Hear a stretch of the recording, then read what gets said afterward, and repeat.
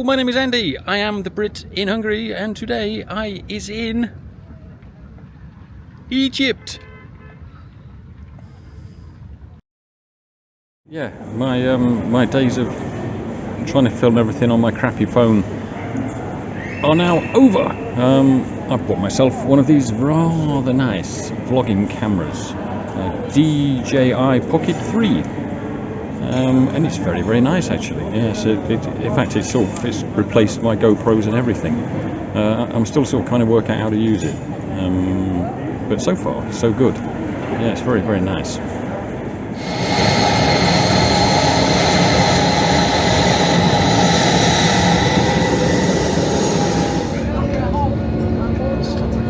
I hope we don't crash.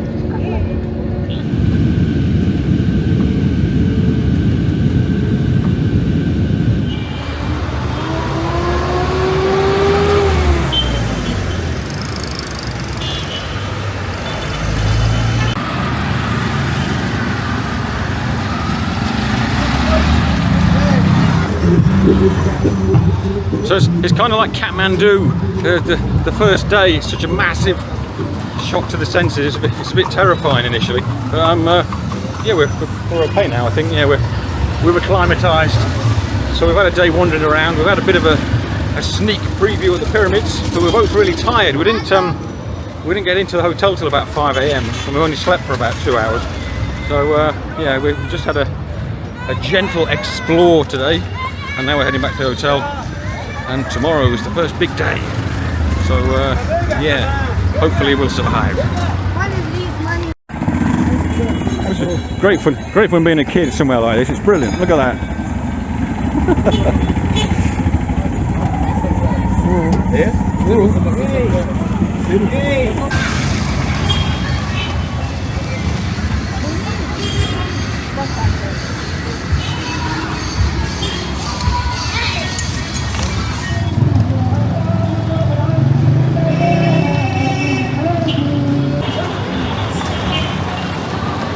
Here we go, a bit of the Cairo nightlife. Trying to find something to eat.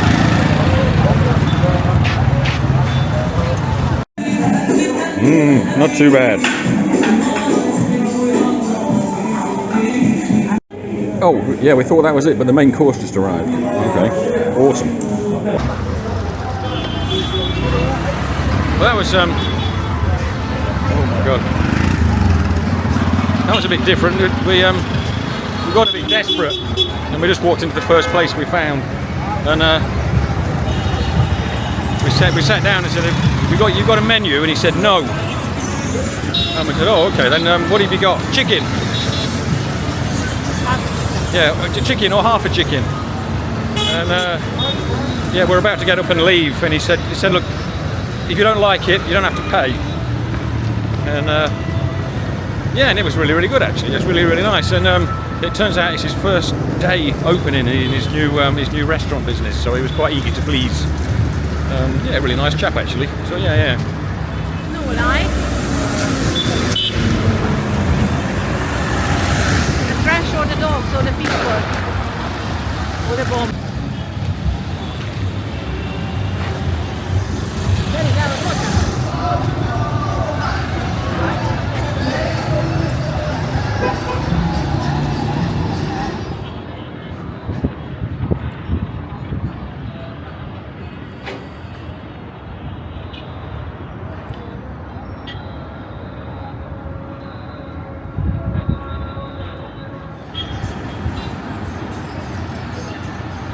Okay then, crazy Cairo. We'll see you in the morning. Right, here we go. Up bright. Well, not bright and early actually. It's about 9 o'clock. We made it. We're finally in. We managed to dodge all the scammers. Well, so far anyway. Look at that. No, we met nice people. Yeah, we met some nice people today actually. Oh, he looks bigger on the telly, doesn't it? Yeah.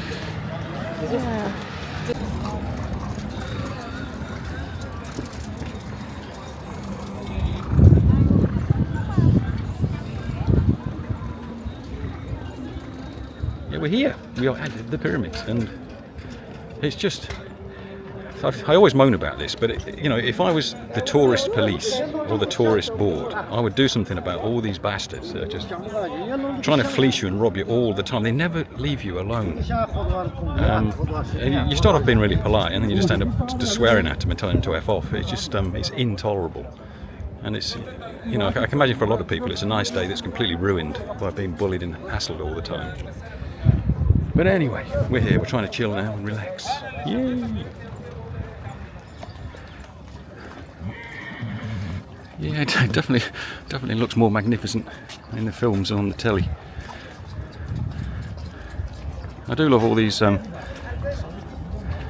conspiracy theories about all this stuff, ancient aliens and everything. I don't believe a word of it, but I do find it quite entertaining.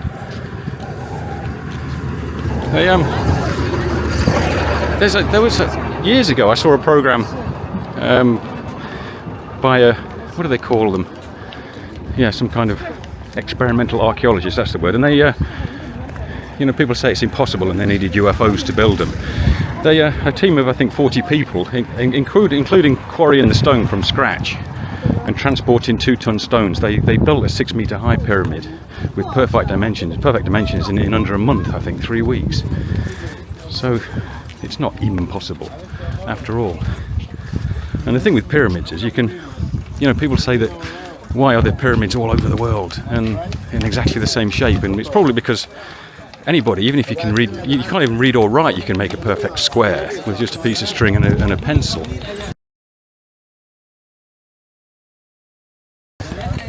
And a pyramid is the highest structure that you could probably build in the ancient world that wouldn't fall down. And I imagine they all reached the same conclusion by trial and error, so it's nothing to do with ancient civilizations and UFOs and technology and stuff. But it's quite entertaining, nevertheless. Yeah, most of the like modern day recreations I've seen of building these things. If they really got their act together, which I imagine they had, they could have knocked the big one up in about 30 years. So all this stuff about it taking centuries and generations isn't true either. The biggest problem appears to be not moving the stones about. It's been shown that can be done fairly easily. But like, where on earth did they get all the wood to build all those ancient machines? Look around and see all the forests here. So they must have had to go a hell of a long way to get all the timber to build the scaffolding and all the machines to build it. So that's probably more of a mystery than moving the stones, actually. Yeah, the other thing that strikes you as well is that the almost extraterrestrial levels of precision and craftsmanship. It's not actually true. It's built sort of kind of like a dry stone wall. All the shapes are all kind of jumbled up and just sort of fixed together, really. It's like when I build a wall at home, if I know I'm going to cover it in plaster, I can build it twice as fast. And it's like they knew they were going to be covering it with with limestone or whatever, so they didn't take too much time with the brickwork and the pointing kind of thing. So yeah, it's not aliens, sorry. So you've got to kind of imagine it covered in smooth layer of shiny white limestone. And apparently it may or may not have had the tip of it was in gold, or perhaps copper or something like that to make it sort of shine. But I imagine that didn't last very long after the Egyptians were gone. Yeah, somebody would have weighed that in. Well, this is probably the most spectacular coffee I've ever had. Nice. And the other thing that the alien technology people say is like, how did they? Because the stones were quarried right up in the north, I think. And I think it's like Stonehenge in the old days. People said, oh, it must have been aliens, because how did they transport the stones from Wales all the way to Stonehenge? And it turns out that they carried them on barges on the river, like 99% of the way. And it was the same here. I'm fairly sure, because the Nile is, you can't see it, it's just sort of over there. It's a long way away. But when they built these, it was a lot closer and the river was a lot higher. And I also think they've found evidence of a canal. So it's the same kind of thing, really. They just barged them as close as they could to the foot of the slope, and then just carried them up from there. So no alien technology required, really. I think people that have all these silly theories, they should actually come to these places and actually see for themselves, and they'll soon realise it's not aliens. I absolutely despise those travel vlogs that people do where they tell you exactly how much a cup of coffee is every place you go to. It's like deadly boring.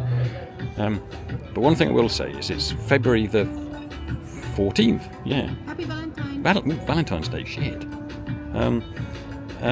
Yeah, and there's hardly anybody here, and it's probably what, 24, 25 degrees. It's pleasant. It's very nice, actually. I can imagine this is like 40 degrees and just absolutely rammed full of people in the summer.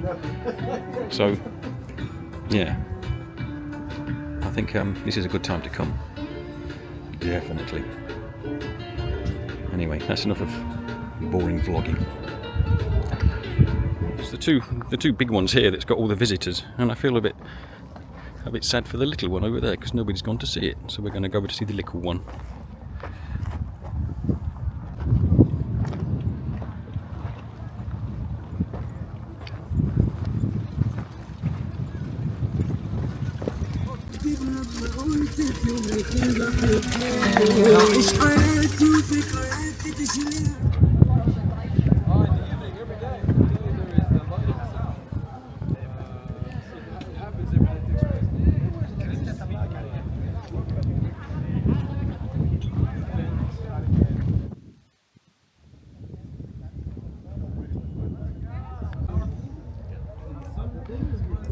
So a little bit more craftsmanship on display here, I suppose. It still looks a bit random and jumbled up, to be honest. Maybe this one was isolated, look, because there are two layers of... Yeah, it's probably buried under the sand, actually, yeah, possibly. Yeah. But having said all that, these are pretty impressive. I mean, look at these joints here, look. Dead straight. Yeah. And I dread to think how much that block weighs. Yeah. Yeah, okay. I suppose I'm pretty impressed.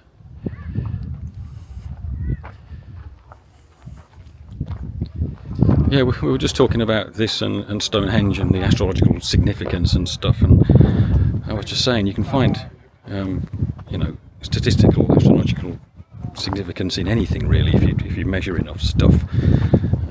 It's like, my brick oven I built in the garden. You can imagine them digging that up in 2,000 years, and they'll find it's got a perfect alignment with something, and they'll think it was some mythological ancient calendar or something, and no, it's just random, coincidence. So yeah, we always do this thing, don't we? I mean, we have to make everything so mystical and magical, and there's probably nothing mystical or magical about it at all, really. So yeah. Look, it's Cleopatra. Oh. Just wanted to do. There's that, who's the latest nutter? What's his name? Graham Hancock. He's like the modern day Eric von Daniken. You remember him, Chariots of the Gods? I remember my dad reading that book and getting really excited when I was a kid. And it turned out Eric von Daniken made half of it up, or made most of it up, and none of it's true. And the latest incarnation is Graham. I think it's Graham Hancock. Yeah. And his theory is that this is actually the second civilization, and there was a much bigger one about 12,000 years ago that conveniently disappeared without trace. And there were a race of super intelligent beings that spread technology like pyramid building and agriculture and science and mathematics all around the world. But yeah, as with most of these nutty things, there's not a shred of evidence. And the other thing is, you can destroy these sort of things with one logical argument. Like, so if these people ruled the earth and travelled all around the earth spreading technology, like, why did we only discover tomatoes and potatoes and things like a few hundred years ago? We should have been discovering those in like ancient Egyptian tombs, but we haven't. So I respectfully suggest that it's cobblers. Sorry. It's like all of these, like, preposterous, I like that word, pseudoscience theories, you know. It's and like flat Earth, and the people who think the moon landings was a hoax. I mean, I don't think they actually believe it themselves. I think they're just trolling people, you know, to sell books, which is probably even worse than actually believing it's true, I think. Yeah, it's very, very disappointing. And like I say, anybody with just a little bit of rational thinking and logic, they can destroy all of these arguments, like, fairly easily.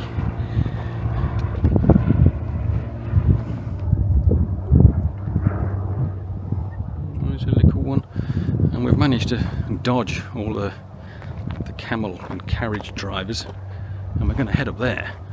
A bit of a panorama. We're going to walk.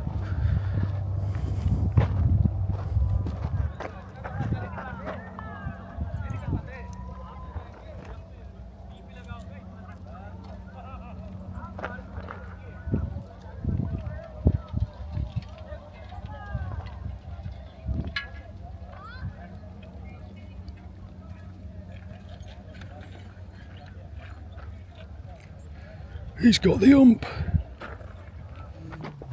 Okay. It's we're heading up there because there's a restaurant and coffee shop. Maybe by dinner we will be there. Yeah. Well, it says 40 minutes on Google Maps, but that's like a quarter of an hour probably. Yeah. But if I was like half dead, I would absolutely refuse to go on a horse or a camel because of the dreadful way that they're treated and the condition they're in. I'd sooner die walking than like climb on one of those poor things. I hope it's not just a vision. It's a mirage, yeah. Actually, there's a look. There's a dust devil over there. Look, you see that little tornado? Yes. Awesome.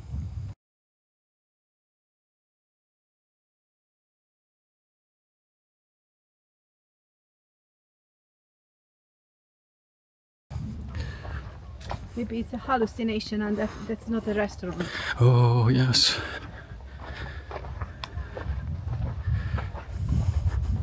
Yeah, middle-aged fart. Rant alert. There's like these carriages and camels going back, and the kids are sitting on the back, and they're just like on their phones on Instagram, you know, and their parents have paid all this money to bring them here, and they're on like TikTok and Instagram and stuff, and it's like, oh my god. Yeah, well, says the bloke walking around filming everything with his camera. Yeah, okay, all right then. Yeah, you got me. But yeah, you know what I mean. Yeah. Kids today, eh?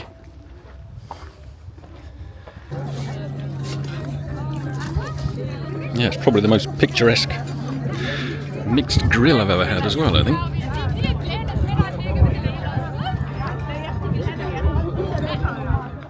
Well, there you go, there's a different view. You don't very often see the Sphinx's bum. You always see the front end, don't you? So yeah, it's the Sphinx's ass. Magnificent.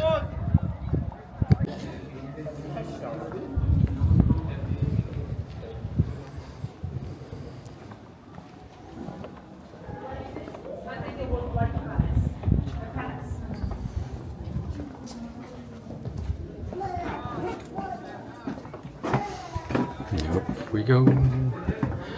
It's raining. I feel a bit underdressed all of a sudden. Glad I didn't wear shorts.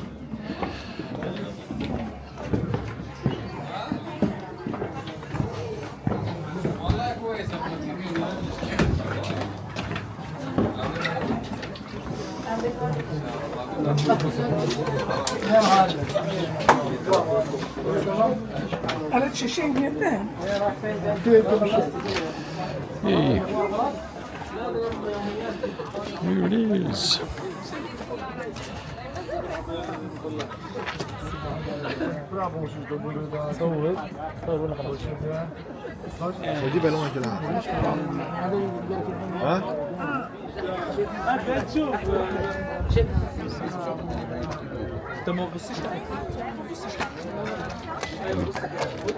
It seems the tradition is to do a silly pose.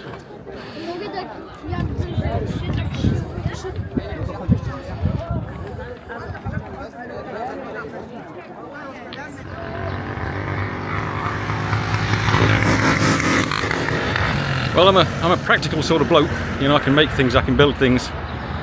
And there's nothing I've seen in the last few days that's made me think that there's nothing that just normal people couldn't have built and done, just with a bit of teamwork and a bit of determination and a little bit of brains. So no aliens. So sorry.